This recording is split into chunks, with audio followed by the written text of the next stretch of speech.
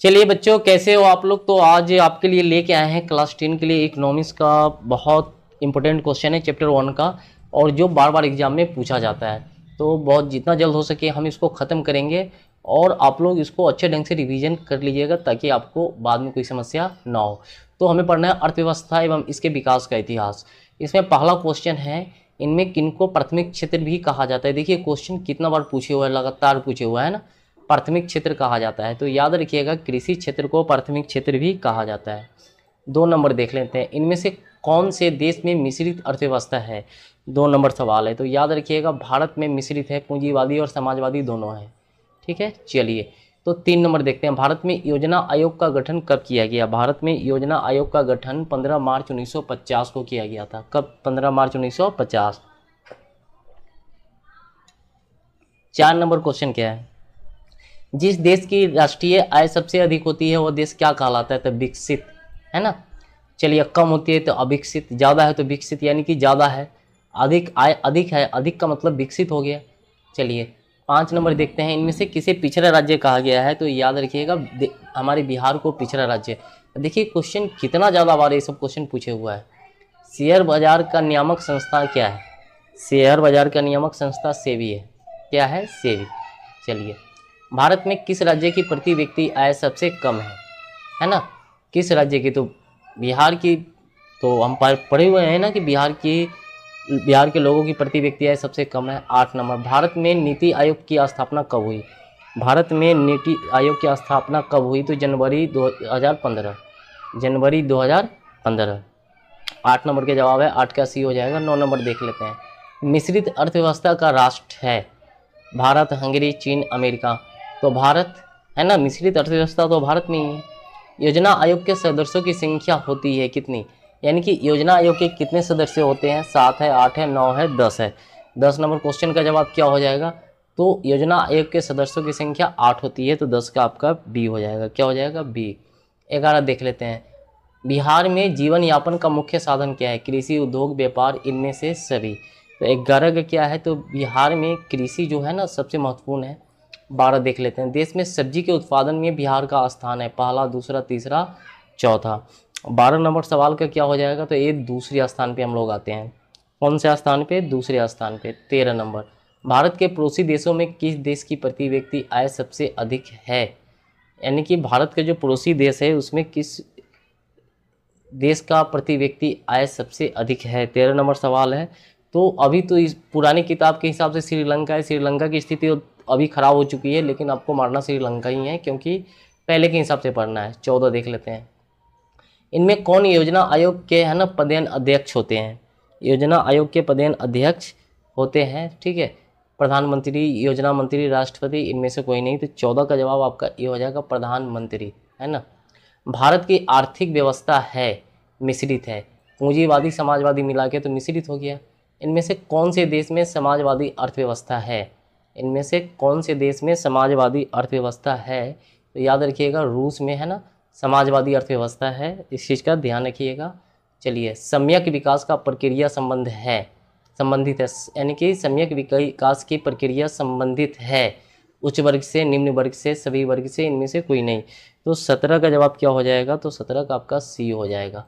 चलिए 18 देख लेते हैं, गरीबी कैंसर रोग की तरह, यह किसने कहा है।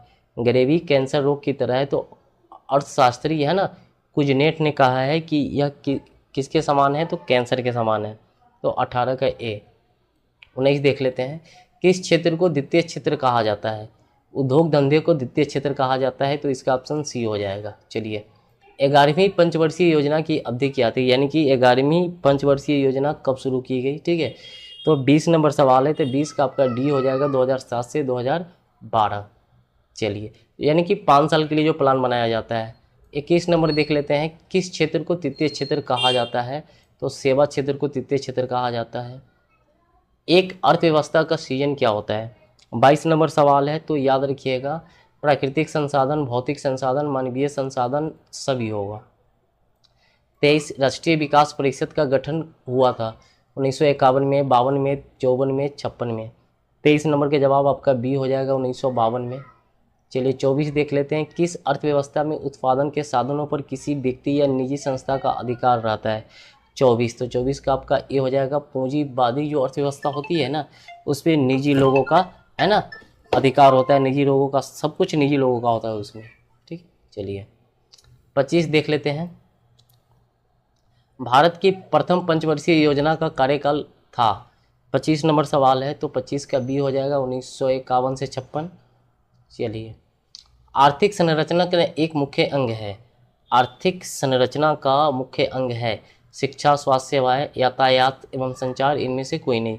तो 26 नंबर का जवाब आपका क्या हो जाएगा, तो 26 का हो जाएगा यातायात एवं संचार। ठीक है, चलिए 27 नंबर सवाल देख लेते हैं। आर्थिक क्रियाओं का उद्देश्य क्या होता है? आर्थिक क्रियाओं का उद्देश्य होता है जीविकोपार्जन, तो 27 का ए हो जाएगा। 28, पशुपालन एवं मत्स्य पालन किस क्षेत्र का अंग है? तो प्राथमिक क्षेत्र का, पशुपालन हो, मछली पालन हो, कृषि हो, या प्राथमिक क्षेत्र में सब आते हैं। 29 देख लेते हैं। निम्नलिखित में कौन सामाजिक संरचना का अंग है? कौन सामाजिक संरचना का अंग है? 29 नंबर सवाल है, तो 29 का आपका शिक्षा एवं प्रशिक्षण, स्वास्थ्य सेवाएं, आवास, इनमें से सभी, तो इनमें से आपका सभी हो जाएगा। क्या हो जाएगा, तो इनमें से आपका सभी हो जाएगा। चलिए 30 नंबर सवाल देखते हैं। सामान्यतः किसी देश के विकास का स्तर किस आधार पर निर्धारित किया जाता है? प्रति व्यक्ति आय, साक्षरता दर, स्वास्थ्य की स्थिति, इनमें से सभी। तो 30 का जवाब आपका क्या हो जाएगा, तो 30 का आपका डी हो जाएगा, इनमें से सभी। चलिए अगला क्वेश्चन देख लेते हैं। प्राथमिक क्षेत्र में कौन सी आर्थिक क्रियाएं होती है? कृषि, खनन, पशुपालन, इनमें से सभी। तो 31 नंबर का जवाब आपका क्या हो जाएगा, कृषि, खनन, पशुपालन, इनमें से सभी। तो 31 का जवाब आपका डी हो जाएगा, इनमें से सभी होता है। ठीक है, प्राथमिक क्षेत्र में। देखिए ये सब क्वेश्चन कितना बार पूछे हुआ है। समाजवादी अर्थव्यवस्था का गुण है निजी लाभ, मूल्य तंत्र, सामाजिक कल्याण, साधनों का निजी स्वामित्व। समाजवादी जो होता है ना, वो समाज के लिए होता है, तो ऑप्शन सी ए समाज के कल्याण के लिए होता है। तो चलिए 32 का सी हो गया। 33, विकसित देशों की आय में वृद्धि के लिए किस पद का प्रयोग होता है? 33 नंबर सवाल है, तो 33 का आपका आंसर हो जाएगा आर्थिक। विकसित देश जो होती है ना, वो आय में, विकसित देशों की आय में वृद्धि के लिए किस पद का प्रयोग होता है? तो आर्थिक वृद्धि। क्या चीज़? तो आर्थिक वृद्धि। चलिए, बिहार के आर्थिक पिछड़ेपन का प्रमुख कारण क्या है?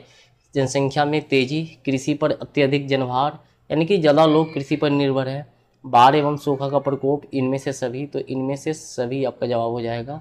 चलिए 35 देख लेते हैं। आर्थिक विकास की माप के लिए सबसे उपयुक्त सूचनांक है राजकीय आय, प्रति व्यक्ति आय, राजनीतिक स्थायित्व, इनमें से कोई नहीं। तो 35 का जवाब आपका क्या हो जाएगा, तो 35 का आपका बी हो जाएगा। चलिए 36, बोनस भुगतान अधिनियम किस पंचवर्षीय योजना के दौरान बना?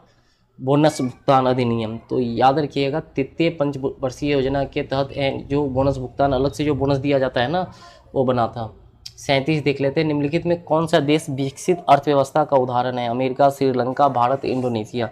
तो 37 का क्या हो जाएगा, तो 37 का आपका ए हो जाएगा अमेरिका। क्या हो जाएगा 37 का, तो अमेरिका। विश्व पर्यावरण एवं विकास आयोग की स्थापना हुई थी, कब हुई थी भाई?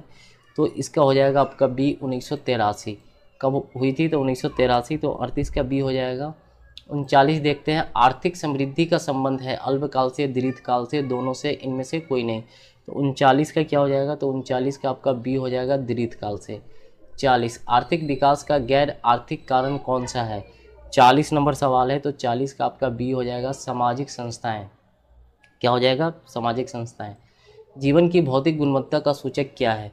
41 नंबर सवाल है। ठीक है, तो 41 का डी हो जाएगा, यानी कि इनमें से सभी, यानी कि जीवन प्रत्याशा, शिशु मृत्यु दर, मौलिक साक्षरता, इनमें से सभी हो जाएगा।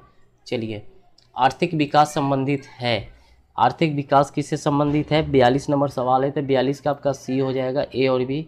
चलिए 43 देख लेते हैं। एक समाजवादी अर्थव्यवस्था में सबसे अधिक बल किस पर दिया जाता है ना? तो 43 का जवाब आपका क्या हो जाएगा, तो लोक कल्याण पे। एक समाजवादी में लोक कल्याण पे ज़्यादा ध्यान दिया जाता है। 44 देख लेते हैं।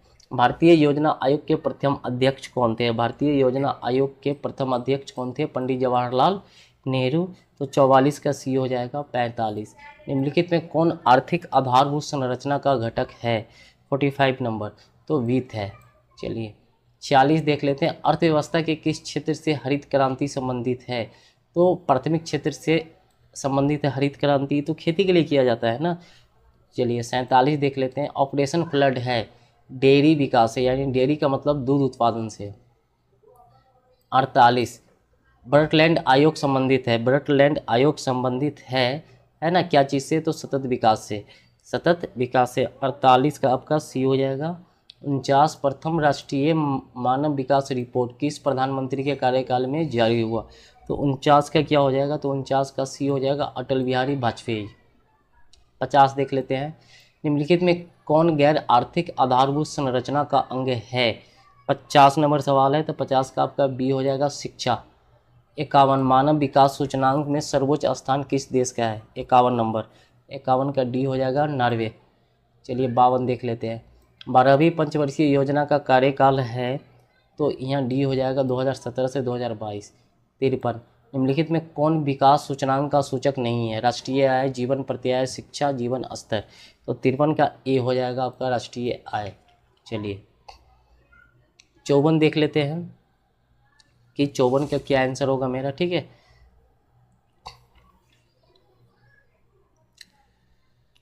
राष्ट्रीय मानव विकास सूचकांक में किस राज्य का दर्जा सबसे ऊपर है, 54 नंबर है ना, तो केरल सबसे साक्षरता दर इसी का है ना। चलिए 55 देख लेते हैं, निम्नलिखित में कौन द्वितीय आर्थिक क्रिया से संबंधित है, द्वितीय आर्थिक क्रिया से संबंधित है, तो उद्योग धंधे। चलिए 56 देख लेते हैं, समाज की सभी आर्थिक क्रियाओं का योग क्या कहलाता है, 56 नंबर, 56 का क्या हो जाएगा, तो 56 का डी हो जाएगा। चलिए 57 देख लेते हैं, बिहार के विकास के बिना भारत का विकास संभव नहीं है, यह कथन किसका है, ये 57 नंबर सवाल है, ठीक है। तो 57 का होगा, APJ अब्दुल कलाम जी ने कहा था।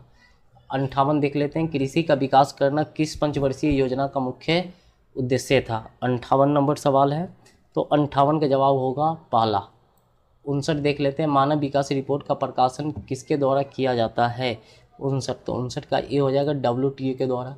भारत की सबसे अधिक प्रति व्यक्ति आय वाला राज्य कौन सा है, बहुत अच्छा सवाल है, तो याद रखिएगा गोवा, जहाँ की प्रति व्यक्ति आय सबसे ज़्यादा है, कम तो बिहार ही है, ठीक है।